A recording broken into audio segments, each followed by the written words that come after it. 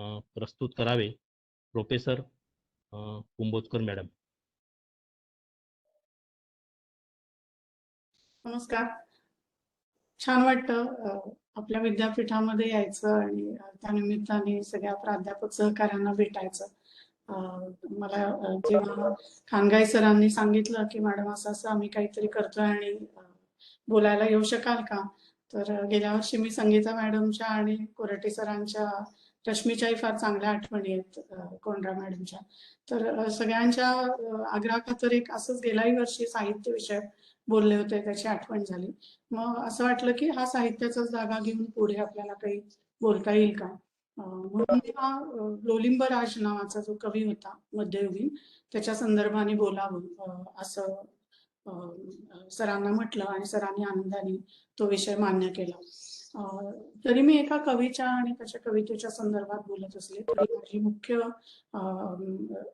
काय म्हणूया अभ्यासाचा जो विषय आहे, ज्ञानशाखा ज्याच्यामध्ये मी काम करते, ती इतिहासाची असल्यामुळे अर्थातच इतिहास आणि अन्वयार्थ यांच्या संबंधाने काही एक विधान मला या निमित्ताने करावंसं वाटतं.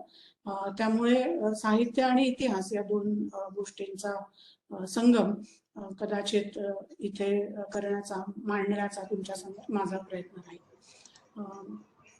मी ते जशी गरज पडेल त्यानुसार लोलिंब राजाच्या कवितांमधलं मला जे जे महत्वाचं वाटतंय त्याच्या काही नोट्स काढून ठेवल्या आणि खानगाई सरांकडे त्या पाठवलेल्याही आहेत. सरांनी त्यांचा जो काही ग्रुप असेल त्याच्यावरती त्या शेअर केल्या तरी चालतील आणि शिवाय मी इथे शेअर करेनच.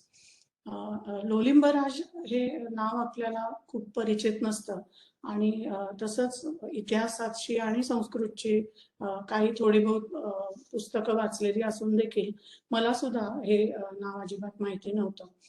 मला असं इतर म्हणजे आपला एक नेहमीचा समज असतो की प्राचीन काळामध्ये संस्कृत भाषेचा आपल्या इथे खास उदय आणि विकास झालेला आहे आणि मध्ययुगामध्ये मात्र संस्कृत भाषा ही मागे पडलेली दिसते. हा एक आपला समज झालेला असतो, करून दिला गेलेला असतो तो. दुसरा आपला एक समज झालेला असतो की साधारणतः संस्कृत कविता ही दरबारी पद्धतीने आणि राजेरजवाड्यांच्या आश्रयाने आणि राजेरजवाड्यांची स्तुती करणारी अशा स्वरूपाची होती. त्यामुळे त्यामध्ये काही विशेष ज्ञानाची निर्मिती झालेली नाही. हा एक दुसरा आपला करून दिला गेलेला समज असतो. तिसरा एक समज असा की महाराष्ट्रामध्ये जेव्हा आपण महाराष्ट्राच्या इतिहासाचा, खास करून शिवपूर्वकालीन शिवाजी महाराजांच्या अगोदरचा जो काळ आहे त्या इतिहासाचा जेव्हा आपण अभ्यास करतो तेव्हा असं वाटतं की देवगिरीच्या यादवांचं पाडाव झाल्याच्या नंतर इथल्या संस्कृतीला, इथल्या साहित्याला, इथल्या अभिव्यक्तीला उतरती कळा लागली की काय, असा समज करून दिला गेलेला असतो.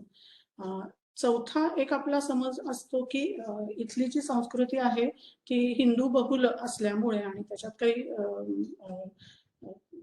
हेच नाही, वादच नाहीये, हिंदूंची लोकसंख्या किंवा सनातन धर्माचा अंगीकार केलेल्या लोकांची संख्या ही नेहमीच बहुअंशी प्रमाणामध्ये, म्हणजे बऱ्याच मोठ्या संख्येने, बहुसंख्येने आपल्याकडे, ज्याला आज आपण हिंदू धर्म म्हणतो, त्या धर्माचे लोक राहिलेली आहे. तर वासाहतिक कालखंडामध्ये असं एक आपल्या मनावरती मिथ्य, एक खोटं ठसवलं गेलेलं आहे की हिंदू आणि मुस्लिम संस्कृती जी तत्कालीन अनेक सत्ताधीशांची होती, अनेक सत्ताधीशांची मी म्हणते, सर्वच सत्ताधीश अर्थात मुस्लिम धर्मीय नव्हते, हे आपल्याला चांगलंच माहिती आहे. तर आपला समज करून दिला गेलेला असतो की ही एक हिंदूंची संस्कृती आहे आणि एक दुसरी मुस्लिमांची संस्कृती आहे, दोन्हींच्या मध्ये अजिबात काहीही साम्य नाही, दोन्हींच्या मध्ये कुठल्याही प्रकारची देवाणघेवाण नाही, असेल तर मोठा द्वेषाचा आणि मोठा एकमेकांशी लढायांचाच इतिहास आहे. तर लोलिंब राज या कवीच्या निमित्ताने मला ह्या अनेक आपल्याबद्दल आपल्या मनामध्ये जे गैरसमज असतात इतिहास विषय, खास करून महाराष्ट्राच्या, त्यांना धक्का लागला आणि त्यामुळे मला असं वाटलं की या निमित्ताने आपल्या पुढे लोलिंब राजाच्या काव्यामधून मला काय जाणवतं आणि कुठल्या माझ्या समजांना त्यामुळे मुळापासून हादरवून टाकलेलं आहे ते तुमच्याशी शेअर करावं. हे इथे एक छोटंसं पुस्तक मी तुम्हाला दाखवू इच्छिते. आता हे मिरर इमेज दिसते आपल्याला, पण अगदी छोटं पुस्तक आहे पहा. म्हणजे आपलं बालभारतीचं 7वी-8वीचं पुस्तक असेल तेवढंच. त्या पुस्तकाचं नाव आहे लोलिंब राज ग्रंथावली आणि चौखंबा सुरभारती प्रकाशनाने प्रकाशित केलेलं हे पुस्तक आहे. हे आपण त्या चौखंबाकडनं मागवू शकतो. लोलिंबराज हा कोण होता आणि त्यांनी काय लिहिलंय या संदर्भामध्ये मला हे माझं डॉक्युमेंट तुम्हाला शेअर करावं असं वाटतं. आय होप ते तुम्हाला दिसत असेल असं मला वाटतंय. लेट 15वं शतक, हा बरोबर, लेट 15वं शतक म्हणजे 1450 ते 1500च्या आसपास ह्या लोलिंब राजाचा काळ असावा असा काही लोकांचा तर्क आहे. आपल्याला पक्क माहिती नाही की नक्की केव्हा त्यांनी आपलं काव्य रचना केलेलं आहे, पण त्याच्यामधले काही जसजसे आपण पुरावे पाहायला लागू लोलिंब राजाच्या काव्यामधले तसतसं आपल्या लक्षामध्ये येईल की हा कुठल्या तरी एका विशिष्ट काळामध्ये असा मनुष्य आहे. आजूबाजूच्या गोष्टींचं, वनस्पतींचं, प्राण्यांचं जसजसं तो वर्णन करतो तसतसं आपल्या ते हळूहळू लक्षामध्ये येईल. हे 6 ग्रंथ किंवा 6 काव्य म्हणू आपण, ग्रंथ म्हणजे एकदम मोठे नव्हे, संस्कृतमध्ये केलेल्या रचना 70 श्लोकांच्या, 80 श्लोकांच्या अशा त्याच्या रचना आहेत लोलिंब राजाच्या. वैद्यावतंस, अवतंस म्हणजे अलंकार, वैद्यांचा अलंकार. खूप चांगला मी वैद्य आहे असं त्या लोलिंब राजाचं म्हणणं होतं, त्यामुळे वैद्यावतंस. चमत्कार चिंतामणी हे त्याचं दुसरं काव्य आहे. वैद्य जीवनम हे त्याचं तिसरं काव्य आहे. ही तीनही संस्कृत मधली काव्य आहेत. आणि वैद्यक काव्य रत्नकलाचरितम ही 2 त्याची मिश्र भाषांमधली काव्य आहे. आणि हरिविलास काव्यम हे पुन्हा संस्कृत मधलं त्याचं काव्य आहे. अशी 6 काव्य आपल्याला आज उपलब्ध आहेत आणि त्याच्यासाठी आपल्याला डॉक्टर ब्रह्मानंद त्रिपाठी आणि नागपूरचे डॉक्टर शेवडे, वसंत शेवडे त्यांचं नाव होतं, ह्या विद्वानांचे खूप आभार मानले पाहिजे. आणि म्हणून नागपूरमध्ये आज मी बोलते आहे तर त्याला एक विशेष अन्वर्थकताही आहे असं मला वाटतं की कोणीतरी कुठेतरी पेरत जातं आणि त्याचं बीज कुठपर्यंत पोचू शकतं याचं एक छान उदाहरण आहे म्हणून आपण पाहू शकतो की हे नागपूरचे जे शेवडे म्हणून अभ्यासक होते त्यांनी ह्या ब्रिटिश लायब्ररी मधनं रत्नकलाचरितमची जी पांडुलिपी म्हणतो, मॅन्युस्क्रिप्ट, हस्तलिखित, ते मिळालं, त्याचा अर्थ लावला, त्याचा अन्वय लावला, म्हणजे शब्दांचा योग्य तो क्रम लावून, आणि मग पुढे हे ब्रह्मानंद त्रिपाठी नावाचे उत्तर भारतामधले जे अभ्यासक आहेत त्यांनी त्याचा अभ्यास केला. हे सगळं सांगण्याचं कारण असं की लोलिंब राज हा एकदम इंटरेस्टिंग आणि मी मगाशी ज्या इतिहास विषयक गैरसमजांचा उल्लेख केला त्यांना छेद देणारा असा माणूस आहे. कशाला तो छेद देतो? पहिली तर गोष्ट म्हणजे लोलिंब राज हा मध्ययुग ज्याला आपण म्हणतो, बहामनी सुलतानांचा काळ आहे.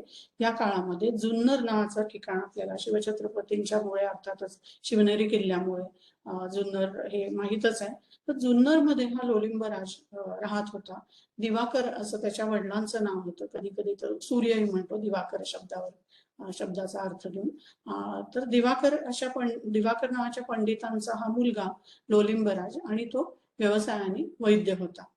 मजा अशी की त्यांनी संस्कृतमध्ये आणि पुढची काव्य आपण बघू, वैद्यक काव्य आणि रत्नकलाचरितम ही संस्कृत, दख्नी आणि त्याच्यामध्ये बरेच अरबी शब्द पण आहेत आणि मराठी अशा विविध भाषांमधनं ज्याला व्यामिश्र आपण म्हणतो की संमिश्र अशा पद्धतीच्या भाषेमध्ये त्यांनी ही 2 काव्य रचलेली आपल्याला दिसतात, रत्नकलाचरितम आणि वैद्यक काव्य. आणि त्या एक इंटरेस्टिंग गोष्ट अशी की मग अशी म्हटलं की संस्कृतमध्ये ज्ञानविषयक रचना होते का किंवा होत नाही की काय, फक्त दरबारी पद्धतीचं काव्य त्याच्यामध्ये केलं जातं का? तर हे वैद्यावतंस, चमत्कार चिंतामणी, वैद्य जीवनम आणि वैद्यक काव्य ही 4ही पुस्तकं लोलिंब राजाची अतिशय चांगल्या पद्धतीने आयुर्वेदिक औषधांच्या प्रिपरेशन ज्याला म्हणतो, रेसिपी किंवा त्याच्या कृती, औषध बनवण्याच्या कृती आणि कुठलं औषध कुठल्या रोगासाठी द्यावं याबद्दलच्या सूचना यांनी मुख्यत्वे करून भरलेली आहे. तर 4 काव्य मिळून तो वैद्यकशास्त्रीय ज्ञानामध्ये भर टाकताना आपल्याला दिसतो. हे करताना आणखीन गंमत म्हणजे आता आजही आपल्याला माहितीये की आपण अभ्यासाचं काही पुस्तक जेव्हा वाचतो अत्यंत ते गंभीर भाषेमध्ये आणि खूप विद्वानांना योग्य अशा जड भाषेमध्ये असतं. तर लोलिंब राजाचं वैशिष्ट्य असं की तो लिहिताना आपल्या पत्नीसोबत गप्पा मारत मारत लिहितो की अगं तुला काय झालं, मग ती म्हणते माझं अमुक अमुक होतंय, मग तो म्हणतो थांब त्याच्यावरती तुला हे औषध घेतलं पाहिजे. अशा पद्धतीने संवादात्मक पद्धतीने आणि एकीकडे तो बायकोचं सौंदर्याचं आपल्या पत्नीच्या सौंदर्याचं वर्णनही करतोय, त्या दोघांच्या मध्ये काही एक संवादही चाललेला दिसतोय आणि दुसरीकडे तो हे औषध घे म्हणजे तुला बरं वाटेल बघ बरं, असं संवादात्मक पद्धतीने त्यांनी हे काव्य रचना केलेली दिसते. त्यामुळे अर्थातच आयुर्वेदाचे जे इतर ग्रंथ आहेत जे थोडे जड भाषेमध्ये आहेत किंवा त्याच्यामध्ये सहजगत्या माणसाला अभ्यास केल्याशिवाय किंवा सहज जाता जाता त्याच्यामध्ये लक्षात राहील अशा गोष्टी नसतात, त्याच्या बरोबर उलट होऊन लोलिंब राज हा आयुर्वेदीय जे वैद्य मंडळी आहेत त्यांच्यामध्ये अतिशय लोकप्रिय असा कवी आणि अभ्यासक झाला. किती लोकप्रिय, तर त्याचं हे वैद्यावतंस आणि त्याहूनही जास्त वैद्य जीवनम हे जे काव्य आहे त्याच्या संपूर्ण देशात नाही संपूर्ण जगभरामध्ये अनेक हस्तलिखित प्रती आपल्याला उपलब्ध दिसतात. 15व्या शतकाच्या उत्तरार्धामध्ये त्यांनी हे आपली कलाकृती केली आहे आणि 1609 मध्ये त्याच्यावरची पहिली टीका सुद्धा आलेली दिसते. म्हणजे लगेचच्या लगेच त्याच्या टीका म्हणजे वाईट अर्थाने नव्हे, त्याच्या लिखाणाचा अर्थ अधिक स्पष्ट करून सांगणारी कॉमेंट्री त्याच्यावरती जी असते ती लिहिणारे बरेच लोक आहेत आपल्याकडे. हे ब्रह्मानंद त्रिपाठींच्या पुस्तकामध्ये आणखी इतरही काही लोकांनी त्या लोलिंब राजावरती अकॅडमिक आयुर्वेदाच्या दृष्टीमधून पेपर लिहिलेले आहेत. त्याच्यामध्ये त्यांनी किती त्याच्यावरच्या कॉमेंट्रीज उपलब्ध आहेत, मल्लीनाथांनी जशा केलेल्या आहेत तशा डझनावारी त्याच्यावरती कॉमेंट्रीज उपलब्ध आहेत. सांगायचा मुद्दा असा की लोलिंब राज आणि त्याचं वैद्य जीवनम वैद्यावतंस ही जी काव्य आहेत आयुर्वेदाच्या औषध कसं द्यावं या पद्धतीचा जो अभ्यासाची शाखा असते त्याच्यामधली ती अतिशय लोकप्रिय होती. कारण अर्थातच ती इफेक्टिव्ह तर असणारच, ते आयुर्वेदाचे लोक जास्त सांगू शकतील, पण ती लक्षात ठेवायला अतिशय सोपी होती. तिसऱ्या मी मगाशी एका पूर्वग्रहाबद्दल म्हटलं की आपल्या इथे संस्कृत भाषेमध्ये कोणी काही रचना करताय त्याच्यामध्ये काही लिहिलं जात आहे म्हणजे संस्कृत ही फक्त एक अत्यंत गंभीर किंवा अत्यंत अलंकृत अशा पद्धतीची भाषा असून त्याच्यामध्ये अभिजात अशा पद्धतीची फक्त शब्दरचना केली जाते असं आपल्याला वाटत असतं. लोलिंब राजाची कविता जेव्हा आपण तेव्हा लक्षामध्ये येईल की असं अजिबात नसून तो स्थानिक भाषांचे स्थानिक संस्कृतीचे संदर्भ आपल्या रचनामध्ये घेताना दिसतो. आता हे ऐकायला जरी अवघड वाटलं तरी जसजसे आपण इथे पुढे त्याच्या काव्याची उदाहरणं पाहायला लागू तसं आपल्याला लक्षामध्ये येईल की मी नक्की काय मुद्दा मांडते. तर हा लोलिंबराज साधारणतः बहामनी कालखंडामध्ये जुन्नरमध्ये होऊन गेलेला कवी होता. तो आयुर्वेदाचा आचार्य होता आणि त्याने लिहिलेले आयुर्वेदाचे ग्रंथ हे अतिशय लोकप्रिय आहेत. व्यामिश्र संस्कृतीच्या संमिश्र संस्कृतीच्या आणि बहुसांस्कृतिक वारशाच्या अंगाने बोलायचं झालं तर लोलिंब राजाच्या आयुष्यातली अतिशय एक वेगळी म्हणावी अशी गोष्ट म्हणजे आज आपल्याला फार वेगळी वाटते, त्या काळात फार वेगळी नसेल. लोलिंब राजाची पत्नी ही मुरासा नावाची मुस्लिम मुलगी होती. असं वेगवेगळ्या कथा त्याच्याबद्दल नंतरच्या टीकाकारांनी म्हणजे कॉमेंट्री लिहिणाऱ्या लोकांनी ज्या लिहून ठेवल्या त्याच्यानुसार असं दिसतं की ही मुरासा ही जुन्नरमध्ये आपल्याला माहितीये की बहामनी कालखंडामध्ये अतिशय महत्वाचं आणि तसंही प्राचीन काळापासून सुद्धा महत्वाचं व्यापारी शहर बाजारपेठ म्हणून जुन्नर महत्वपूर्ण होतं. तर जुन्नरमध्ये असणाऱ्या कोणत्या तरी मुस्लिम अधिकाऱ्याची ही मुलगी होती मुरासा आणि लोलिंब राजाने तिच्यासोबत लग्न केलं आणि लग्न केल्यानंतर तिचं नाव त्यांनी रत्नकला ठेवलं. तर ही रत्नकला उर्फ मुरासा आणि लोलिंबराज यांच्यामधला संवाद आपल्याला याही दृष्टिकोनातून पाहता येतो की एक मुस्लिम मुलगी आहे जी लग्न होऊन लोलिंब राजाकडे आलेली आहे. अतिशय रत्नकला चरितम बद्दल जेव्हा आपण बोलू तेव्हा लक्षात येईल दोघांच्या मध्ये अतिशय पॅशनेट ज्याला आपण म्हणतो अशा स्वरूपाचं खूप एकमेकांच्या बद्दल ओढ असणारं असं प्रेम आपल्याला त्या रत्नकला चरितम मध्ये व्यक्त होताना दिसतं. तर दोघांचं जीवापाड एकमेकांवरती प्रेम आहे आणि दोन वेगवेगळ्या संस्कृतींमधनं आलेले आणि एकत्रितपणे राहणारे असे हे दोघं आपले नायक आणि नायिका लोलिंबराज आणि रत्नकला उर्फ मुरासा यांची गोष्ट कशी कशी पुढे जाते ते आपण आता पाहूया. हे सुरुवातीला मला वैद्य जीवनम मधला एक श्लोक इथे या सांगावासा वाटला. मग अशी म्हणलं की संवादात्मक पद्धतीने हे आयुर्वेदाबद्दलचं जे टेक्स्ट आहे त्याची रचना केली जाते. तर इथे वैद्य जीवनमध्ये लोलिंबराज म्हणतो की पहिला तर श्लोक दिसतोय इथे आपल्याला का उपचारम अधुना वगैरे वगैरे. दुसरा श्लोक मला जास्त इंटरेस्टिंग वाटतो 24 नंबरचा जो आहे. प्राणेश्वर प्रियतमे वद किम वदामि तत्कांत तत्किमु मृगाक्षी यदग्निकारी सम्यक शृणु प्रणयिनी प्रणयन शृणो मे खादेत सनिंबुरस सैंधव शृंगवेरम. हा श्लोक आहे. प्राणेश्वर प्रियतमे वद किम वदामि. हा चक्क संवाद आहे. ती त्याला म्हणते प्राणेश्वर, तो म्हणतो बोल प्रियतमे, वद किम वदामि, काय बोलू. तत्कांत, ती म्हणते आहो ते असं, हा तत्किमू मृगाक्षी, जिचे डोळे हरणासारखे आहेत अशी सुंदर स्त्री आहे, सांग बरं काय म्हणतेस तू. मग ती म्हणते की यद अग्निकारी, मला पोटामध्ये भूक लागत नाहीये. आपण म्हणतो ना की जठराग्नी, तर भूक लागत नाही, चव नाहीये, तर मी काय बरं घ्यावं. मग तो म्हणतो सम्यक शृणु प्रणयिनी, नीट ऐक बरं माझी प्रेमळ अशी जी पत्नी आहे ती, तिला उद्देशून ती म्हणते प्रणयीन शृणू मी, सांग माझ्या लाडक्या, ऐकते मी तू काय म्हणतोस ते. खादेत सनिंबुरस सैंधव शृंगवेरम. शृंगवेरमचा अर्थ मला कळला नाही, तो आणखीन थोड्या अभ्यासाने समजेल. पण निंबुरस म्हणजे लिंबाच्या रसासोबत, सैंधव म्हणजे आपल्याला माहिती शेंदे लोण, रॉक सॉल्ट, ते तू जर खाल्लंस तर तुला पोटामध्ये जठराग्नीची समस्या येणार नाही, असं हा त्या रत्नकलेला सांगतोय लोलिंबराज. इतकी सोपी आणि संवादात्मक पद्धतीने आणि तरीही इफेक्टिव्ह. आजही आपण माहितीच आहे, तोंडाची चव गेली तर आपण लिंबाचा रस आणि त्याच्यामध्ये शेंदे लोण घालून खात असतो.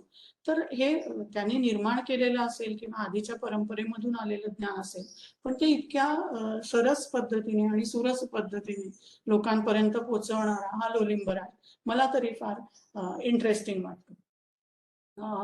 दुसरीकडे तसाच वैद्य जीवनामध्ये अजून एक संवादात्मक श्लोक आहे.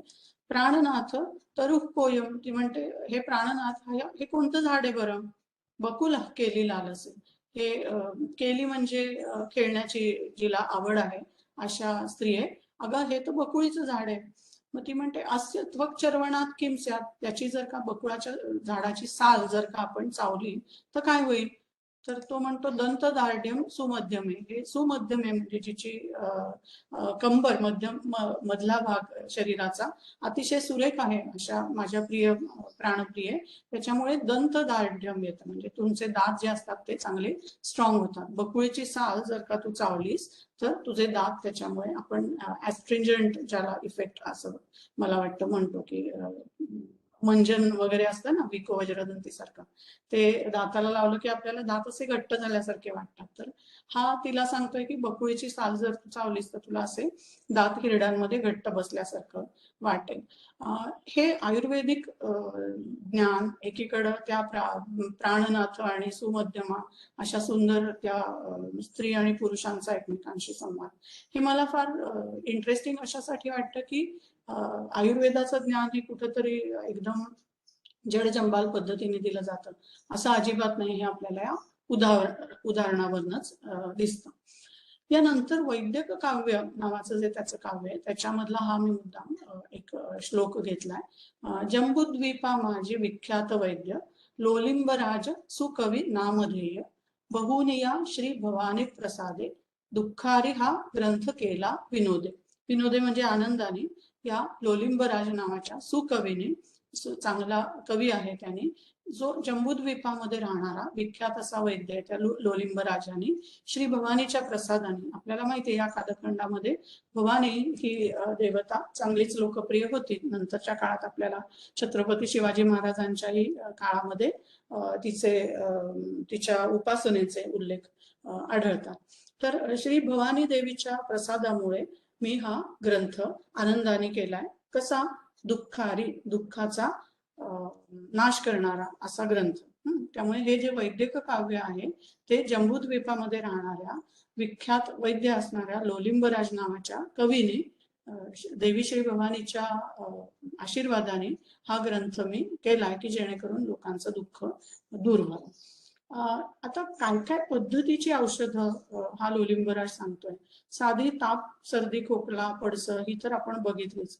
गर्भपात करण्यासाठी, पुत्रप्राप्ती होण्यासाठी आणि इतर अनेक शारीरिक व्याधींवरती किंवा शारीरिक ज्या आपल्याला इच्छा आकांक्षा असतात की मला असं दिसलं पाहिजे, माझी त्वचा अशी दिसली पाहिजे, माझ्या काही क्षमता वाढल्या पाहिजे, त्याच्यासाठी वेगवेगळे उपाय तो या वैद्यक काव्यामध्ये त्या आधीच्याही वैद्य जीवनमध्ये वैद्यावतंसमध्ये लिहिताना दिसतो. इथे स्पेसिफिक ज्येष्ठो मधुसिता क्षौद्र पद्म केंद्रोदकस्य च गर्भपाते प्रयुंजित न अन्य औषधं समाचरित. दुसरं कुठलंही औषध न घेता हे वर सांगितल्याप्रमाणे औषध घ्या म्हणजे तुम्हाला नक्की गर्भपात करता येईल असं तो तिथे सांगतो. दुसरं पुत्रप्राप्तीसाठी तो औषध सांगतो. अर्थातच आज आपण असे कुठलेही विचारांना आपण बळकटी देणार नाही की फक्त मुलाचा जन्म व्हावा वगैरे, पण तत्कालीन एक काही ज्या लोकांचे गैरसमज म्हणूयात आपण होते त्यानुसार मुलाचा जन्म होणं हे त्यांना अतिशय महत्वाचं वाटत होतं. त्यामुळे त्यांनी ही एक कृती लिहून दिलेली दिसते की हे सगळं घेतलं तर नक्की तुम्हाला मुलगा होईल. आता हे त्या काळामधले ज्ञान निर्माण करण्याचे अतिशय सुरस पद्धतीने आयुर्वेदाचा औषधं जी आहेत ती लोकांपर्यंत पोहोचवण्याचे प्रयत्न आहेत. ह्या एका मुद्द्यावरती आपण मगाचे वरचे 2-4 श्लोक बघितले. आता जे आहे ते संमिश्र संस्कृती आणि लोलिंबराज आणि त्याची पत्नी मुरासा उर्फ रत्नकला यांच्या दोघांच्या आणि त्या अनुषंगाने आजूबाजूच्या समाजाच्या संबंधाने काही मला कमेंट करावीशी वाटते. त्याच्या संदर्भातले मी श्लोक दाखवते. रत्नकला चरितमच्या सुरुवातीलाच ते दोघं एकमेकांच्या विरहाने किती दुःखी झालेले आहेत याबद्दलचे हे श्लोक आपल्याला दिसतात. सकळ तुम्ही मिलावा साजणी शीघ्र जावो. ती रत्नकला मुरासा आपल्या मैत्रिणींना म्हणते की लवकर जा आणि त्याला लोलिंब राजाला ताबडतोब तुम्ही घेऊन या की त्याला इकडे येऊ द्या. ती मुरासा असंही म्हणते की जडकरी उडवावं साजणी कोकिळा आहे. मला विरहाच्या अग्नीमुळे या कोकिळेचा आवाज ऐकवत नाहीये की कोकिळा ही अत्यंत आपल्या प्रिय व्यक्तीच्या सोबत असावं अशी इच्छा निर्माण करणारा तिचा आवाज असतो असा एक संकेत आहे संस्कृतमध्ये. पण ती म्हणते की त्यामुळे या कोकिळेला उडवून लावा. शिव शिव माझं हिचा शब्द काही नस आहे. अरे देवा मला हिचा आवाज सुद्धा सहन होत नाहीये की त्यामुळे मला बहुस मदन वाणी जीव व्याकुळ आहे. माझा जीव व्याकुळ होतो तिच्या आवाजामुळे. त्यामुळे ताबडतोब लोलिंब राजाला तुम्ही आणा. मुद्दा इथे असा की ही मुरासा जन्माने मोस्ट लाईकली मुस्लिम असेल. ती इथे लग्न होऊन सासरी आली आणि जितक्या सहजगत्या आपण हाय अल्लाह अरे देवा ओ माय गॉड म्हणतो तितक्या सहजतेने ती शिव शिव मज हिचा शब्द काही नस आहे असं म्हणते. म्हणजे ती मुलगी जन्माने मुस्लिम असेल तरी बोलता बोलता ती शिव शिव म्हणायलाही तिला काही हरकत वाटताना आपल्याला इथे दिसत नाही. म्हणजे सांगायचा मुद्दा असा की विविध संस्कृतींमधनं तुम्ही आला असाल तरी सुद्धा भाषेमध्ये आणि तुमच्या अभिव्यक्तीमध्ये आजूबाजूची जी तुमच्या संस्कृती असते तिचे निश्चितपणे पडसाद पडणारच. त्याच्यामध्ये काही अनैसर्गिक आहे असं वाटत नाही. आज आपण जर ओ माय गॉड म्हणतो बोलताना काहीतरी तर त्याचा अर्थ आपल्याला ख्रिश्चन लोकांच्या ईश्वराशी काही तसा संबंध नसतो आपण जेव्हा बोलतो तेव्हा, परंतु आपल्याला फक्त आश्चर्य व्यक्त करायचं असतं. तसं इथे नको नको अशा अर्थाने शिव शिव मज हिचा शब्द काही नस आहे म्हणते. तिचीच त्याच काव्यामध्ये माहेरची अभिव्यक्ती कशी येते. सदर दौलत ताज बिबीपती, मखदुमा यमुना बिजलीमती, सबहिकू सुलतान पठावना, तुरत लोलिमराज गुलावना. हा, तिच्या माहेरच्या दखनी भाषेमध्ये ती म्हणते की जा जा, मी ही मखदुमा आहे, मी सुद्धा तुमची अधिकारी अशी स्त्री आहे आणि ताबडतोब तुम्ही जा आणि लोलिमराजाला घेऊन या. लोलिमराज तिला काय उत्तर देतो आल्याच्या नंतर, त्वमसी मम समग्रम, तूच माझं सगळं काही आहे, तुम्ही हो माता पिता, तुम्ही हो सारखं, की बाई तूच माझं सगळं आहेस, सोयी रे धाई रे गी, तूच माझे सोयरे धायरे आहेस. मजवरी तो पी झालाय चुकून ते, मजवरी रुससी का, तेच मी दासस्य दास हा. कशाला माझ्यावर रागवतेस बाई, मी तुझ्या दासाचा दास आहे, हात जोडतो, पण माझ्यावरती रागवू नको. दुवसट दिलं का तू ती म्हणते नाही नाही नाही, तुझं काय खरं नाही, तुझं मन हे दुहेरी आहे, तू एकदा माझ्याकडे येतोस, एकदा माझ्याकडे येत नाहीस. दुधरी चाल चाले कुरुरती रस भावम लाल लोलिंब राज, म्हणते तू माझ्यावरती प्रेम कर तरच मी मान्य करीन, नाही तर मला काही तुझं हे वागणं पटत नाही, मला असं वाटतं की तू दुहेरी पद्धतीने वागतो. मग तिच्या ज्या सख्या आहेत त्या तिला, त्या सख्यांच्याही मध्ये वैशिष्ट्यपूर्ण गोष्ट अशी की खोजे लोकांचा उल्लेख आहे त्याच्यामध्ये, म्हणजे आपण बहामनी कालखंडाबद्दल बोलतोय, नंतर आपण जर का पेशवेकालीन किंवा पुढचा जो महाराष्ट्राचा इतिहास बघतो, तर तिथे तृतीयपंथी व्यक्तींना फार काही या जनानखान्यामध्ये किंवा म्हणजे जनानखाना नव्हता त्यांचा, पण राणी वशामध्ये स्थान आहे असं आपल्याला दिसत नाही. पण इथे हे तिचे रत्नकलेचे जे आजूबाजूचे दासदासी आहे त्याच्यामध्ये खास करून खोजा लोकांचा आपल्याला उल्लेख दिसतो, म्हणजे तिचे दासदासी ज्या आहेत त्या. ती म्हणते आई रत्नकला तू की हुई दुची तिरी, कशाला तू एवढी वाईट हे करून घेतेस, दुःखी कष्टी कशाला होतेस, आमच्याशी तू बोलत नाहीस, खेळत नाहीस.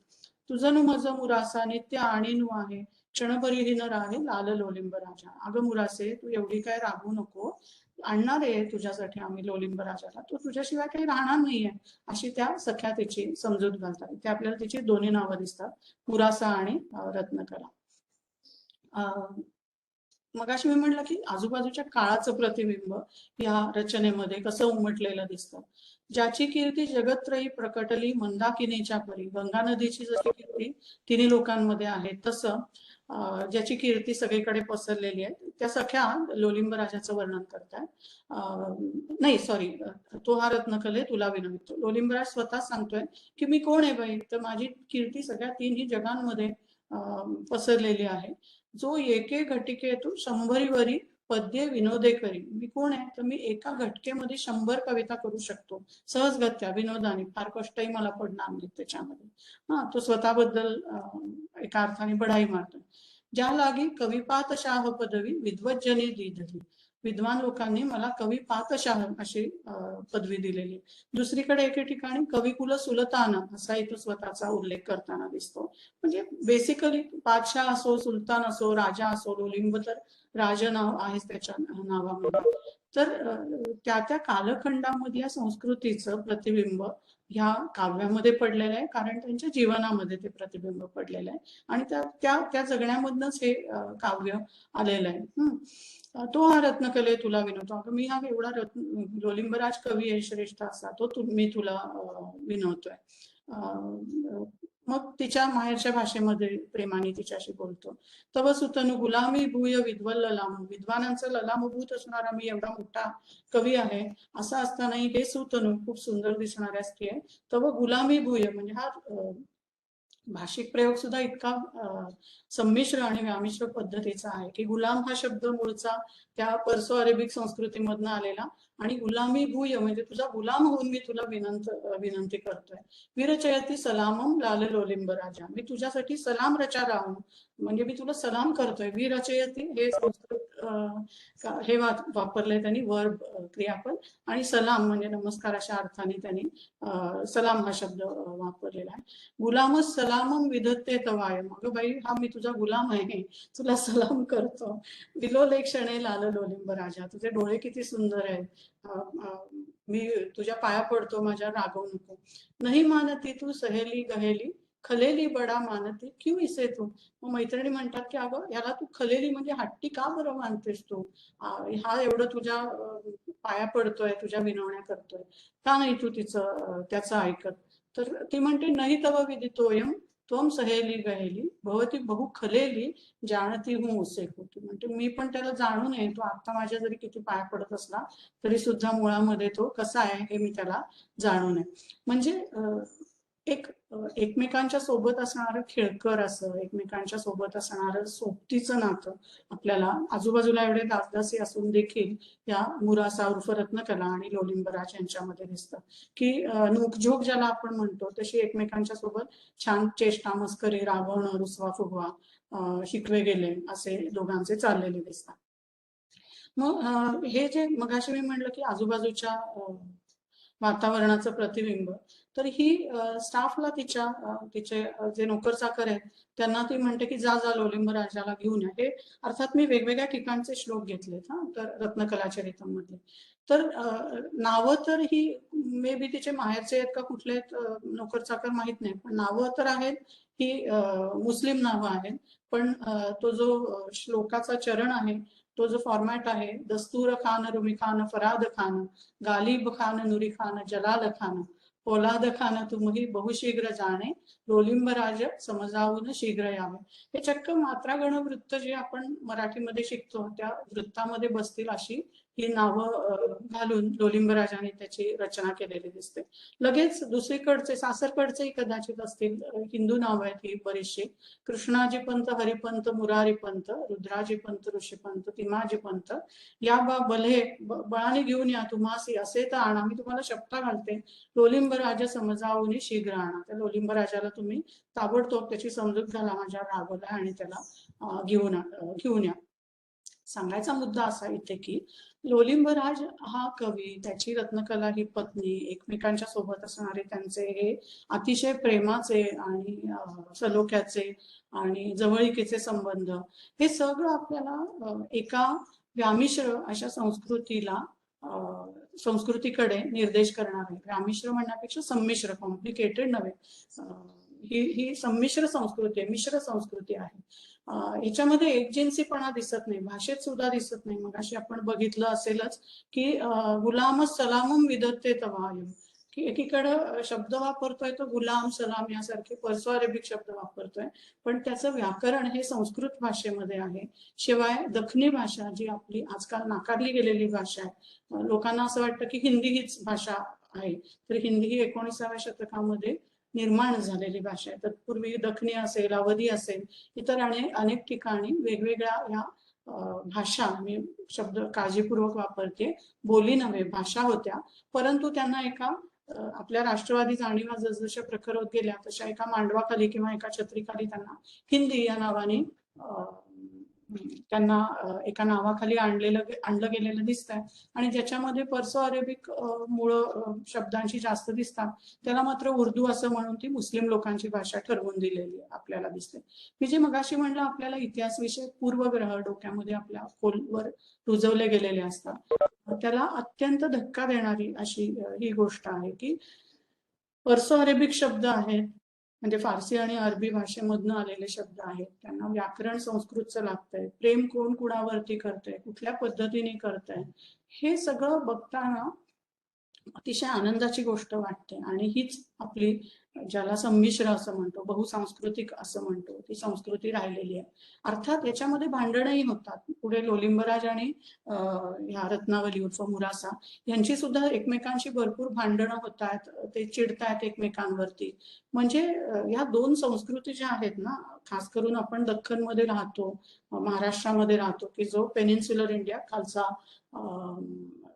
भारताचा जो दक्षिण भाग आहे तो आणि उत्तर भाग यांच्या एका मधल्या प्रदेशामध्ये प्रवाही अशा ठिकाणी आपण राहतो. तर संस्कृतींचा हा एकमेकांशी होणारा संगम, त्यांचे एकमेकांमध्ये घुसणारे प्रवाह, त्याच्यामधनं निर्माण होणारे भोवरे, या सगळ्या गोष्टी आपल्या इथे नैसर्गिक आहेत, हे आपल्याला मान्यच करायला पाहिजे की विविध प्रकारच्या संस्कृती इथे एकत्र आल्यात, एकमेकांशी भांडल्यात, तणल्यात, वाद केलेत, प्रेम केलंय त्यांनी एकमेकांशी, आणि त्यातून आपली जी आजची संस्कृती आहे ती निश्चितपणे निर्माण झालेली आहे. त्यामुळे कोणी जर आपल्याला असं म्हणालं की बाबांनो तुमची संस्कृती जी आहे ती एक साची पद्धतीची आहे, तर आपण त्याला ऐतिहासिक पुरावे बघता फारसं महत्व द्यायला नाही पाहिजे. इथे हा शेवटचा लोलिंब राजाच्या संदर्भामधला श्लोक मी ज्याचा सुरुवातीलाच उल्लेख केला, कोलोफोन म्हणतो त्याचा शेवटी तो फक्त स्वतःबद्दल सांगतो. सूर्य सूनु आणि हरी भूमी भुजो नियोगा. हरी नावाचा जो राजा होता, यावरून अनेकांनी असाही तर्क केलाय की तो हरिहर आणि बुक्क मधला हरिहर हा राजा होता. त्यांनी नियुक्त केल्यामुळे मी हे हरिविलास नावाचं काव्य रचतोय असं लोलिंबराज म्हणतोय. तर कदाचित मग तो विजयनगरच्या साम्राज्याशी पण संबंधित असेल का? पण इतर जुन्नर मधले आणि दक्षिणी भाषेचे त्याच्या काव्यामधले पुरावे आपण पाहिले तर असं वाटतं की ते हरिहराच्या बद्दल नसून दुसरा कुठला हरी नावाचा राजा असू शकतो. इथे तो हरिविलासाच्या हरिहर महाराज उद्योतित हरिहर नावाच्या राजाच्या मुळे मी काजव्यासारखा चमकतोय. उद्योत म्हणजे काजवा, असं तो म्हणतो की त्या राजाच्या प्रकाशामुळे मी चमकतोय.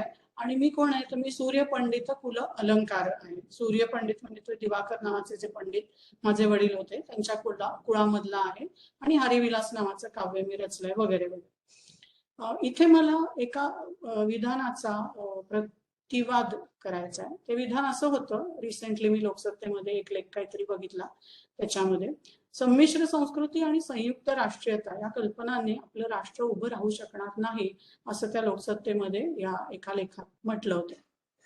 तर इतिहासाचे अभ्यासक म्हणून खास करून आता हे लोलिंब राजासारखं उदाहरण आणि इतरही अनेक आपल्याला त्या काळामधली उदाहरणं दिसतात, तेव्हा लक्षात येतं की हे जे असं कोणी आपलं राष्ट्रबिष्ट्र उभं राहू शकणार नाही म्हणतात, त्याला काही अर्थ नाहीये. आपलं राष्ट्र फार पूर्वीपासून आणि आपली संस्कृती ही मुख्य म्हणजे फार पूर्वीपासून संमिश्र पद्धतीनेच उभी राहत आलेली आहे, याचे ऐतिहासिक दाखले आपल्याला दिसतात.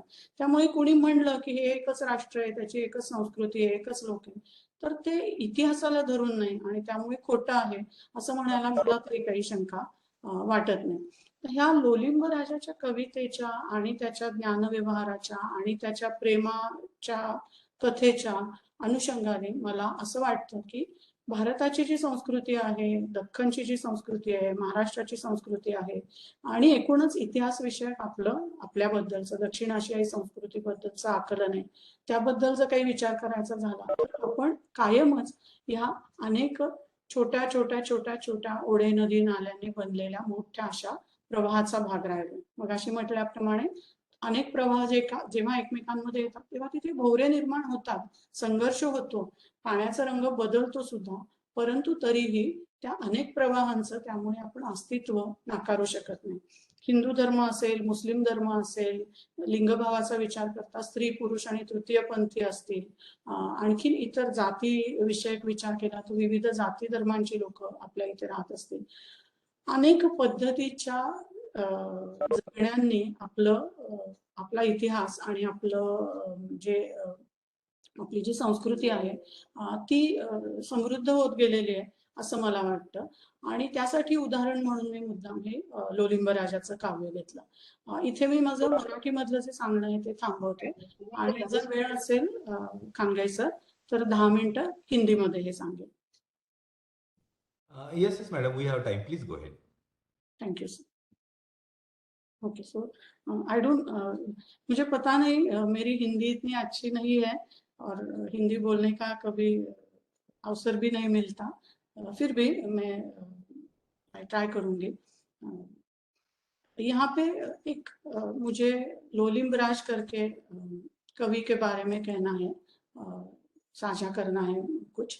लोलिंब राज नाम का ये कवि महाराष्ट्र के जुन्नर शहर में जो पुना डिस्ट्रिक्ट में है हुआ करता था और उसने ये सब कविताएं रची है. ये ब्रह्मानंद त्रिपाठी साहब ने जो पुस्तक प्रकाशित की है उसमें ये सब छोटे छोटे जो काव्य है लोलिंब राज के वो हमें मिल सकते हैं और वो वैद्यावतांश से लेके हरिविलास काव्यम तक बहुत सारे उसके छोटे छोटे, ज्यादा नहीं, 50-60 श्लोकों का एक रचना या एक काव्य होगा, तो वो हम पढ़ सकते हैं, वो हम पढ़ें तो मुझे ऐसा लगता है कि इतिहास के बारे में कई नए विचार हम सोच सकते हैं लोलिम्बराज के उदाहरण से। कैसे? तो शुरू में ही मैंने एक 5-6 इतिहास के बारे में हमारे मन में कोई मिसअंडरस्टैंडिंग्स रहती है उनके बारे में जिक्र किया था। एक तो हमें कहा जाता है, और जो बिल्कुल ही सही नहीं है, ये मैं इस उदाहरण के जरिए बताऊंगी। हमें कहा जाता है कि संस्कृत भाषा प्राचीन काल में भारत में बहुत अच्छी तरह से पनपी थी, बढ़ी थी, मगर मध्य युग में उसका जैसे उसका ज्यादा बढ़ावा उसको किसी ने नहीं दिया।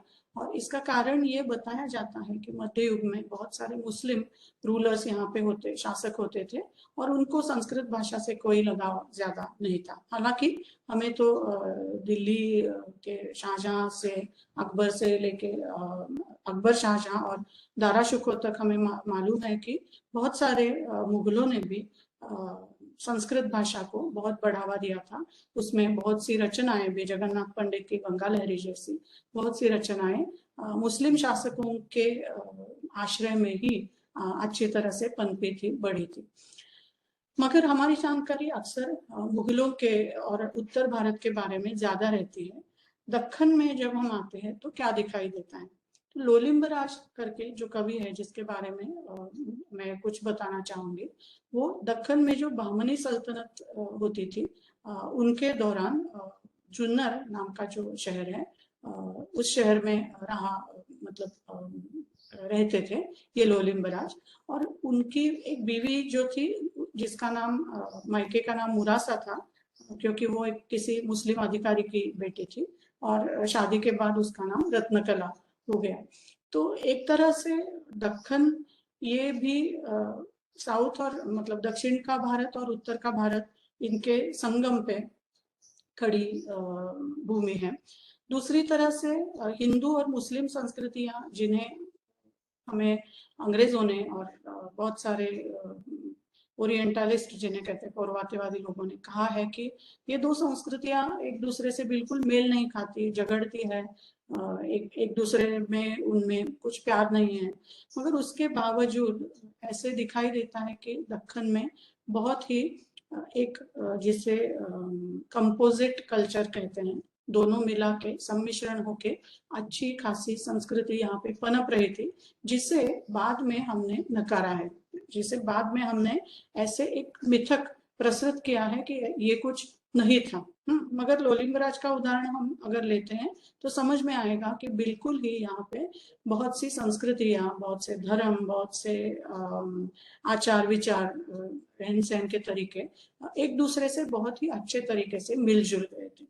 तो ये लोलिम्बराज की कुछ कविताएं मैंने आपके सामने रखी, जिसमें एक तो वो जो पूर्वग्रहों के बारे में बोल रही थी, एक पूर्वग्रह या ऐसे हमें बताया जाता है कि संस्कृत में जब भी कोई ज्ञान निर्माण किया जाता है, कुछ बुक लिखा जाता है, ग्रंथ लिखा जाता है, तो वो बहुत ही विद्वत जड़ और किसी को नहीं समझ में आएगा इसी प्रकार लिखा जाता है। वो संस्कृत भी है, तो जैसे बाणभट्ट के बारे में कहा जाता है कि उसका एक वाक्य का पहला शब्द एक पेज नंबर 9 पे शुरू होता है और पेज नंबर 20 पे दूसरा वो वाक्य खत्म होता है। इतने बड़े बड़े रचनाएं, बहुत ही अलंकारिक, और किसी को नहीं समझ में आएगा ऐसा संस्कृत के बारे में और उस भाषा में जो ज्ञान की रचना होती है उसके बारे में हमें बताया जाता है। ये बिल्कुल ही सही नहीं है। कुछ काव्य ऐसे जरूर हैं, मगर लोलिम्बराज की उनका उदाहरण लेते हुए हम कह सकते हैं कि ये बिल्कुल ही सरल पद्धति से लिखा गया है। ये श्लोक जो हम देखते हैं, प्राणेश्वर प्रियतमे वद किम वदामि, एकदम संवाद जैसा, डायलॉग जैसा है कि हे प्राणेश्वर बोलो प्रियतमे, क्या बोलूं मैं, तत्कांत किमो मृगाक्षी, वो मुझे कुछ हो रहा है, क्या हो रहा है हे मृगाक्षी, यद अग्निकारी, मेरी भूख कम हो रही है, सम्यक शृणु प्रणयनी, सुनो सुनो, ठीक से सुनो मैं क्या बोल रहा हूँ आपको, प्रणयन शृणु में, कहिए मैं सुन रही हूँ, खादेत सनिम्बु सैंधव श्रृंगवेरम, वो श्रृंगवेरम का मुझे मतलब समझ में नहीं आया, मगर फिर भी निम्बु हम तो जानते ही हैं, उसका रस और सेंधव जिसे रॉक सॉल्ट बोलते हैं, वो मिक्स करके आप खा लो तो आपको भूख अच्छी तरह से लगेगी।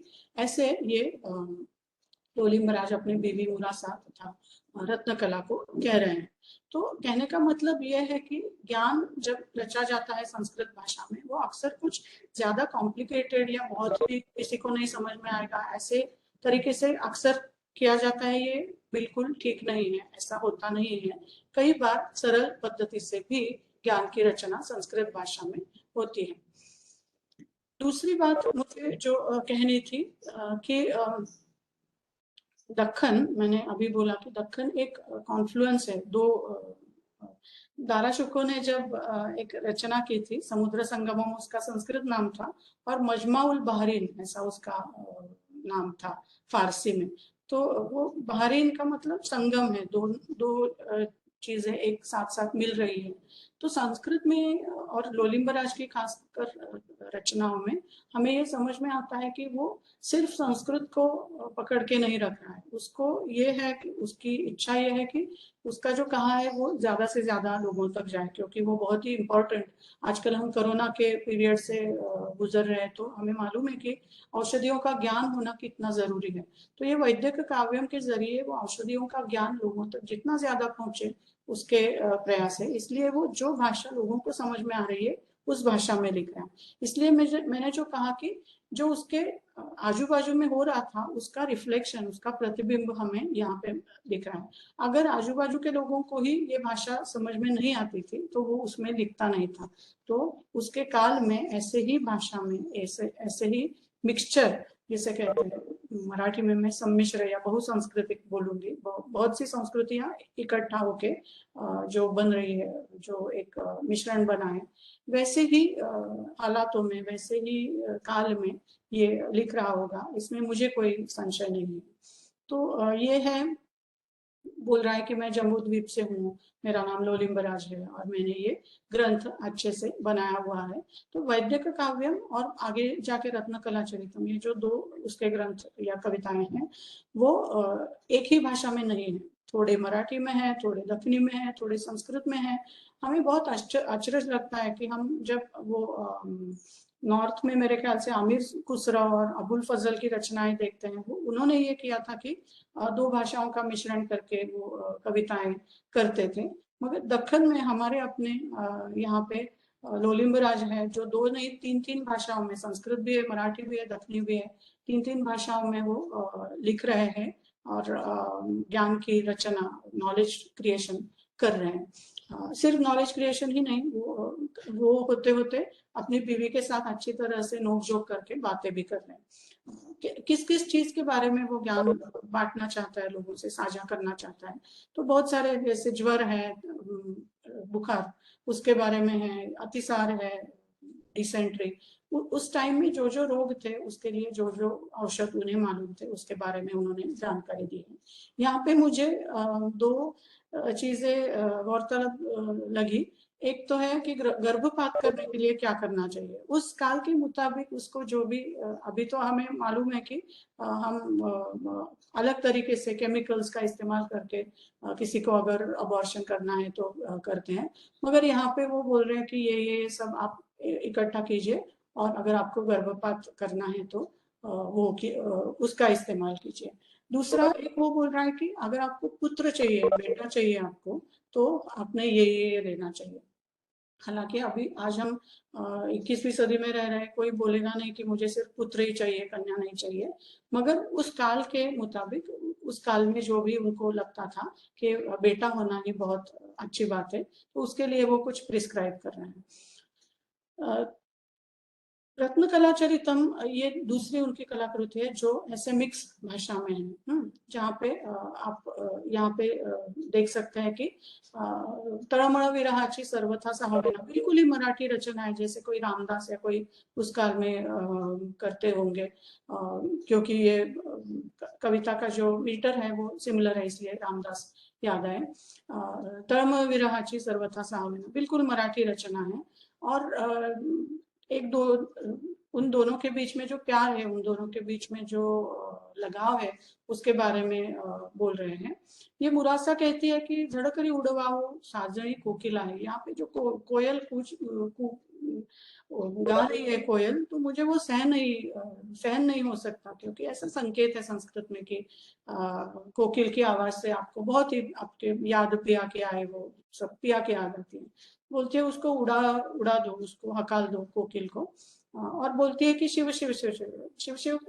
जहाँ जिन लोगों ने यहाँ पे महाराष्ट्र में कुछ दिन बिताए होंगे, आपको पता है कि ये सिर्फ एक एक्सक्लेमेशन है, उसमें शिव जी का या भगवान का जिक्र होता है, मगर वो एक्सक्लेमेशन है। जैसे हम हाय अल्लाह या ओ माय गॉड कहते हैं, नाम है भगवान का, मगर उसका इस्तेमाल हम अलग तरीके से करते हैं। तो शिव शिव मतलब नहीं नहीं नहीं, मुझे नहीं चाहिए है इसका शब्द, मुझे कोकिल का शब्द बिल्कुल ही सुनना नहीं है, क्योंकि मैं बहुत व्याकुल हो रही हूँ। कहने का मतलब और कहने का हेतु मेरा ये है कि ये लड़की जो जन्म से मुस्लिम है, बाद में प्यार की वजह से लोलिम्बराज से शादी करके उसके घर आई है, तो उसने उसका ससुराल का जो एम्बियंस है, वातावरण है, बिल्कुल अपना लिया है। मुस्लिम होने के बावजूद वो शिव शिव बोल रही है। जाहिर है कि वो शिव शिव भगवान जी का नाम लेने के लिए नहीं बोल रही है, मगर वो ऐसे एक्सक्लेमेशन के तौर पे, जैसे हम लोग जब ओ माय गॉड कहते हैं तो हमें कोई क्रिश्चियन गॉड का उनका मेंशन करना हमें एक्सपेक्टेड नहीं रहता, मगर हम बोल देते हैं। वैसे ही उसने उसका आजू बाजू का जो वातावरण है वो अपना लिया है। उसकी और लोलिमराज के नोकझोंक के बारे में तो मैंने जो मराठी में कहा वो मेरे ख्याल से आपको समझ में आया ही होगा, क्योंकि बहुत सारे इसमें हिंदी और दखनी के शब्द हैं। मखदुमा जैसे ताज बीबी, बीबी और पति, हाँ ताज बीबी पति, तो बहुत सारे शब्दों का जोड़ ऐसा देता है लोलिमराज कि हमें आश्चर्य लगता है कि कैसे ये संस्कृत शब्द है, फारसी शब्द है, अरेबिक शब्द है, उनको वो अच्छे से एक दूसरे के साथ जोड़ देता है। समझ में भी नहीं आता कि ये कुछ अलग हो रहा है दो भाषाओं के शब्द। जैसे हमने आजकल मराठी में बहुत सारे अंग्रेजी शब्द, बहुत सारे दूसरी भाषाओं के शब्द अपना लिए हैं। हमें कोई अचरज नहीं लगता कि जैसे टेबल है या बहुत पेन है, वो शब्द हम मराठी जैसे ही इस्तेमाल करते हैं, वैसे ही ये कर रहा है।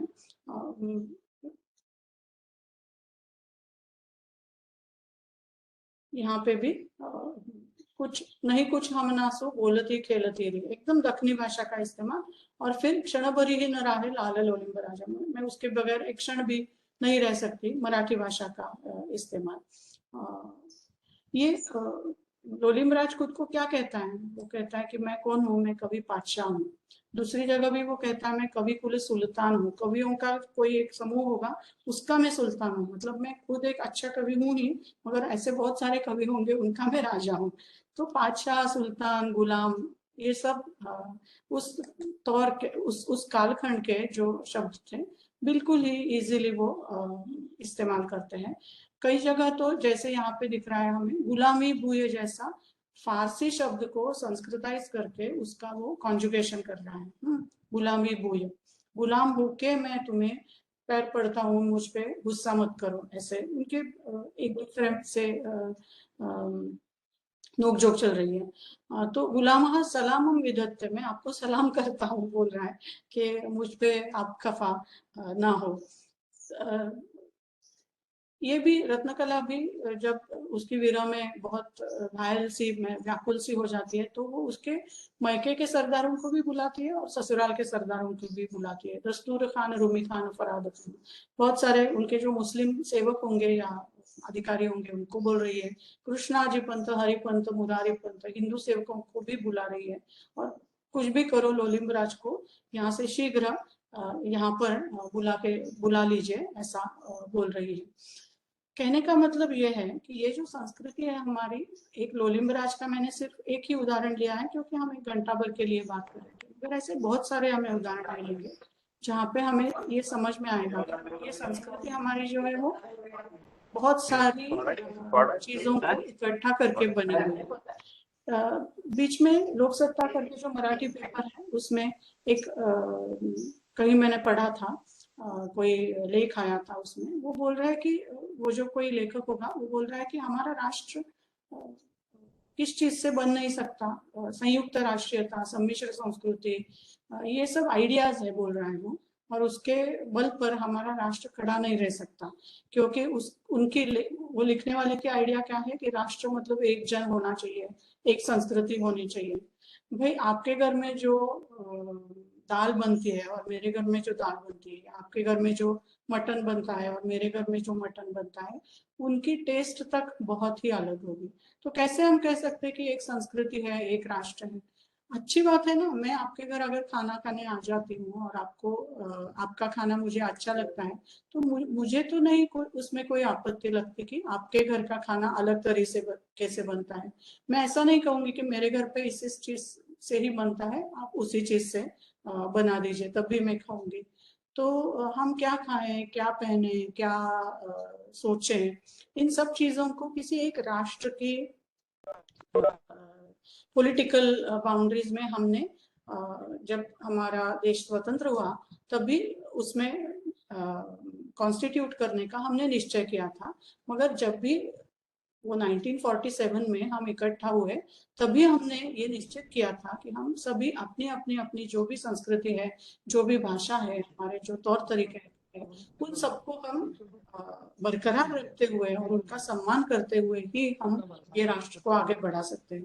तो ये जो मुझे पढ़ने में आ रहा है आजकल कि ये राष्ट्र सिर्फ एक ही पद्धति की संस्कृति से बनेगा या बनना चाहिए, तो मुझे लगता नहीं कि उसमें कोई दम है, और मुझे ये भी नहीं लगता कि हमारी जनता उसे मानेगी। सुनने में बहुत अच्छा लगता है यूनिफॉर्म डाल के, मगर अभी भी हम देख सकते हैं, अगर हम सबने हमारे वीडियोस ऑन किए तो हम कोई यूनिफॉर्म तो पहने नहीं है। मैंने कोई गुलाबी ड्रेस पहना है, मैडम ने येलो पहना है, सर ने ब्लू पहना है। तो ये बहुत सारे रंग बिरंग लेके ही हमारी संस्कृति आगे बढ़ सकती है, ऐसा मुझे लगता है। और लोली महाराज का उदाहरण लेके उसकी पैशनेट नेचर, उसने जो पोशंस बनाए थे, उसने जो औषधि बनाई थी, वो उदाहरण लेके मुझे लगता है कि हम इस बात को याद रख सकते हैं कि अक्सर हमारी संस्कृति ऐसे बहुत सारी चीजों को मिला के ही बनी है, और वही मार्ग है, वही रास्ता है कि हम एक दूसरे के साथ हाथ पकड़ के ये हमारा संस्कृति का जो प्रवाह है उसे आगे लेके जा सकते हैं। Thank you. Well, thank you, ma'am, once again for such a lucid lecture as usual. And I think culture and language is always in the flux. They are very dynamic, always constantly changing. And if you try to paint them in the same culture, that defies the logic of history. And the story of Murasa and Lombiraj, it proves that love have a capacity to transit all the boundaries. It could be religious, linguistic, or cultural boundaries. And this subtle influence of a woman in the process of acculturation is also explained. I was recollecting the book by Dinkarji, Sanskruti ke Char Adhyay. And in that book also, Dinkarji has very nicely portrayed how the woman can, in a very subtle manner, influence the process of acculturation, like what we call Hinduism, and we take pride in calling it. I mean, Hindus take pride in calling it as a Vedic religion, but there are hardly any Vedic gods that is worshipped by today's Hindu. And he says that he hypothesizes that probably this is an influence of women who were married into the two Vedic men, and these women have carried this non-Vedic god to their new houses, and in the process, the total nature of Vedic religion, if we equate it with the Hinduism, present Hinduism has undergone a lot of changes. Even the putting of kumkum and all these are, he hypothesizes it as a kind of non-Vedic practices which have crept into Hinduism. So this was a very lucid lecture. You also reflected on how the contemporary society is reflected in the literature, what Bakhtin calls it as a chronotopicity, and what Romila Thapar calls it as an embedded history. So with this remark, now the floor is open for Q&A. Ma'am, I hope you are not in a hurry, like you don't have any other commitment immediately. Right. No, nothing immediate. Right. Okay, thank you so much. So now the floor is open for Q&A. Ma'am, if you can see, there is one question there in the Q&A. Are you able to see the chat box? Last but one by Let me Dheeraj just Somkawar. check. Otherwise, Yeah, I will. chat, yes. कुछ तो भी शर्मा ग्वालियर दिख रहे हैं, उसके आनंद ऊपर Kumar Sharma, doctor Anand Kumar Sharma, नहीं, धीरज सोमकुवर का एक क्वेश्चन. हाँ, Dheeraj सोनकुवर. Ma'am, please tell us how to correlate Lolimba-Raja's literature with nationalist trend of history writing. Yeah, thank you for the question. Dheeraj Somkuwar ji, thank you. Marathi में बोलूं या हिंदी में धीरज जी, क्योंकि क्वेश्चन तो इंग्लिश है. चालेल चालेल मॅडम, मराठीच. He's our student, former student, Maharashtra, India. Okay. Dheeraj, लोलिंबराजांच्या लिखाणाचा नॅशनलिझम सोबत किंवा नॅशनलिझम सोबत नाही, नॅशनलिस्ट हिस्ट्री रायटिंग सोबत कसा आपण संबंध जोडू शकतो असा तुमचा प्रश्न आहे. आणि अगदी बरोबर प्रश्न येतो की जेव्हा आपण राष्ट्र म्हणतो आणि राष्ट्रवादाच्या दृष्टीने आपण काही एक विचार करतो, तेव्हा अर्थातच त्याच्यामध्ये राष्ट्रप्रेम हे अभिप्रेतच असतं. आपल्याला प्रत्येकाला आपली जन्मभूमी, आपलं घर, आपलं गाव, आपली भाषा याच्याबद्दल प्रेम वाटत असतं आणि त्याच्यामध्ये काही हरकत नाही, कुणालाच असायचं काही कारण नाही, हरकत असायचं कारण नाही. पण जेव्हा आपण इतिहासाची रचना एका विशिष्ट चष्म्यामधनं करायला लागतो, तेव्हा आपल्याला थोडं काळजीपूर्वक ती रचना केली पाहिजे. त्याही रचनेमध्ये राष्ट्र हे एक युनिट म्हणून, राष्ट्राचा अमुक एका राष्ट्राचा इतिहास म्हणून सहजगत्या आपण इतिहास लिहू शकतो, त्याही मध्ये काही हरकत नाही. पण जेव्हा आपली भावना ही आपल्या इतिहासाच्या अभ्यासकावरती जास्ती हावी होते, ती जास्त प्रबळ ठरते, तेव्हा आपल्या इतिहासाला थोडा तिथे त्याच्यामध्ये पातळपणा येतो, त्याचं सत्व कमी होतं असं वाटतं. कारण अमुक एक गोष्ट माझ्या देशामध्ये घडली हे जोवर मी म्हणते किंवा ती घडली त्याची कारणं ही होती, त्याचा हा मी अन्वयार्थ लावते, हे मी म्हणते, नो प्रॉब्लेम. पण जेव्हा मी म्हणायला लागते की माझ्या देशाशिवाय दुसऱ्या कुणाचकडे असा समजा लोलिंब राजासारखा कवी नव्हता, किंवा माझ्या देशाशिवाय माझ्या देशामधला असणारा हे लोलिंब राजाचं जे काही ज्ञान आहे तेच सर्वश्रेष्ठ आहे, तिथे प्रॉब्लेम येतो. कारण आपण इतरांच्या जगामध्ये पेरू आणि इंका संस्कृतीपासून ते इंडोनेशिया आणि ऑस्ट्रेलियन अबॉरिजिन्स पर्यंत एवढ्या संस्कृती आहे की आपण असा पहिला नंबर लावणं कुणाचा किंवा कुणीतरी जास्त श्रेष्ठ आहे, कुणीतरी सगळ्यात जास्त जुनं आहे म्हणून त्याचा अभिमान बाळगणं, इतिहासाच्या दृष्टीने अनऐतिहासिक गोष्ट. मग राष्ट्रवादी पद्धतीने इतिहास लिहिणं म्हणजे नक्की काय, तर कित्येकदा आपल्याला हे आता आपण 21व्या शतकामध्ये आहोत आणि स्वातंत्र्य म्हणून 75 वर्ष झालेली आहेत, तर आपल्याला हे मान्य करायला हरकत नाही की एक काळ असा होता जेव्हा आपल्या सत्वावर, आपल्या संस्कृतीवर, आपल्या म्हणजे भारतीयांच्या असा ह्या पौर्वात्यवादी किंवा पाश्चात्य साम्राज्यवादी लोकांनी हल्ला केलेला होता की तुमच्यामध्ये काहीच शक्ती नाही, तुमच्यामध्ये काहीच पराक्रम नाही, तुम्ही काहीच करू शकत नाही, म्हणूनच तुम्ही गुलाम झालेले आहात आणि म्हणूनच आम्ही तुमच्यावरती राज्य करतोय, हे योग्यच आहे, असं सगळ्या त्या साम्राज्याला बळकटी देणारा, साम्राज्याला एक वैधता देणारा विचार हा त्या साम्राज्यवादी इतिहासकारांनी मांडला होता. त्याला प्रत्युत्तर देण्यासाठी म्हणून, म्हणजे जसं समजा कुणाचं भांडण चाललंय, तर भांडण म्हणजे लढाई चालली आहे, तर दुसऱ्याने गोळी घातली तर आपल्याला बुलेट प्रूफ जॅकेट तरी घालावं लागतं किमान, तरच आपण वाचू शकतो. दुसऱ्याने तलवार काढली तर आपल्याला ढाल तरी घ्यावी लागते किमान, तरच आपण वाचू शकतो. तर हा राष्ट्रवादी इतिहास लेखनाचा जो प्रवाह आहे हा त्या साम्राज्यवादी इतिहास लेखनापासून आपल्या स्वत्वाचा बचाव करण्यासाठी निर्माण झालेला असा प्रवाह आहे असं आपल्याला सहज म्हणता येतं. कारण त्या अगोदर कुणालाच असं सांगावंसं कसं नाही बरं वाटलं की आमचंच राष्ट्र श्रेष्ठ आहे ना, आमचंच राष्ट्र सगळ्यात महान आहे. हे ही एक एकमेकांच्या समोर संस्कृतींचा जो एकमेकांच्या ते सामोरे आले, एकमेकांच्या समोरासमोर आले, त्यामुळे त्यांच्यामध्ये झालेला वाद, संवाद, सुसंवाद या सगळ्या प्रक्रियांचा तो भाग आहे. की तुम्ही असं म्हणताय ना की तुमच्याकडे हे नाही, हे बघा आमच्याकडे कोरेगाव भीमामध्ये महार जातीच्या सैनिकांनी सुद्धा आमच्याकडे शौर्य गाजवलेलं आहे. तुम्ही असं नाही म्हणू शकत की जाती व्यवस्थेनुसार जितकी जात तुमची खालची मानली जाते तितकं तुमच्यामध्ये काही पराक्रम नाही. या प्रत्येक गोष्टीच्या मागे हे राजकीय कारण आहे की इतिहासाचं एक कथन असतं ज्यामध्ये तुम्हाला कोणीतरी खालचं दाखवायचा प्रयत्न करतं, नीच दाखवण्याचा, कनिष्ठ दाखवण्याचा प्रयत्न करतं, आणि मग इतिहासाचं दुसरं कथन उभरतं की जिथे आपण सांगतो की नाही, असं नाही, तुम्ही सांगताय ते अनऐतिहासिक आहे, तुम्ही सांगताय ते तथ्य नाहीये, तुम्ही सांगताय त्यापेक्षा वेगळी तथ्य आहे. जसं मी आता हे एका पेपरमधल्या एका लेखामधलं उदाहरण सांगितलं की कुणीतरी म्हणून जातं आपल्याला की तुमची संस्कृती ही व्यामिश्र असेल तर काही उपयोग नाही, तुमचं राष्ट्र उभं राहू शकणार नाही. राष्ट्र कशाने उभं राहील? तुमच्यामध्ये एकी पाहिजे, तुमच्यामध्ये एकी पाहिजे, मान्य आहे.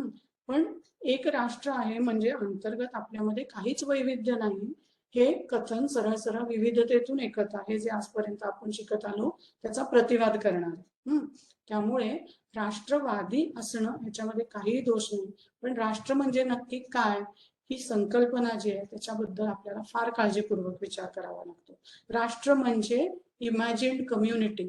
आपण कल्पना केली पाहिजे की इथे पुण्यामध्ये पंखा लावून खाली बसलेली मी, एका खोलीमध्ये लेक्चर देणारी मी, आणि आणखीन पलीकडे कुठेतरी कुठल्या तरी प्रदेशामध्ये काहीतरी वेगळंच काम करत राहणारा मनुष्य, या सगळ्यांचे हितसंबंध एक आहेत. हे जेव्हा आम्ही इमॅजिन करतो, मग भले ती क्रिकेटची मॅच असू दे, भले तो सिनेमा असू दे, भले ते एखादा कायदा बनवणं असू दे, हे इमॅजिनेशन जेव्हा आपल्या राष्ट्रामधल्या लोकांच्या मनात निर्माण होतं त्याचा अर्थ राष्ट्रीयत्वाची भावना निर्माण होत असते. त्यामुळे राष्ट्रवादी इतिहास लेखनामध्ये काही प्रॉब्लेम नाही, पण राष्ट्र म्हणजे नक्की काय याचा विचार करताना मात्र आपल्याला खूप काळजीपूर्वकच करायला पाहिजे असं मी म्हणेन.